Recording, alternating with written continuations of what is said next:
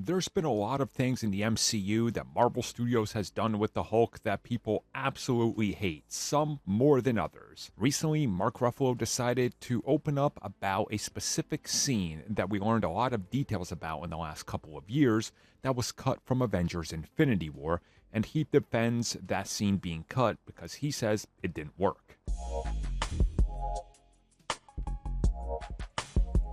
So the scene in question was featured in the third act of the film, and as far as we know, it was one of the scenes that was reshot and re-edited late in the editing phase because they could never get it to work.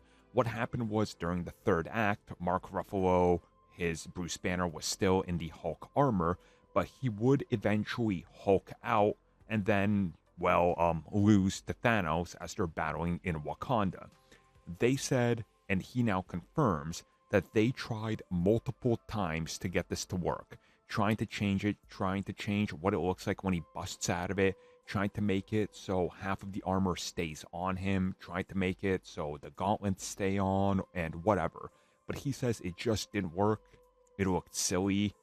The script just didn't have a place where you could fit that specific scene and make it seem like it fits what they're going for and the tone. And then having the Hulk lose to Thanos again right there because he lost at the beginning and now he loses at the end would have made him even weaker, which, yeah, we can all agree on that, right?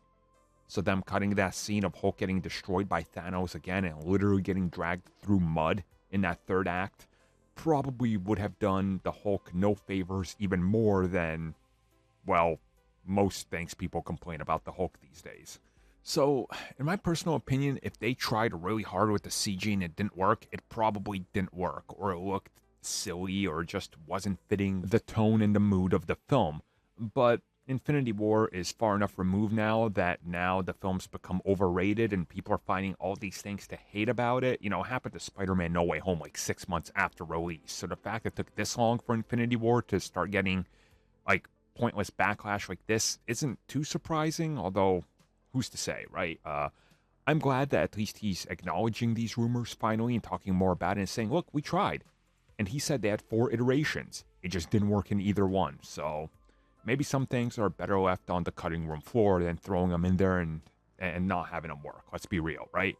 And somebody's going to ask, okay, provide an example.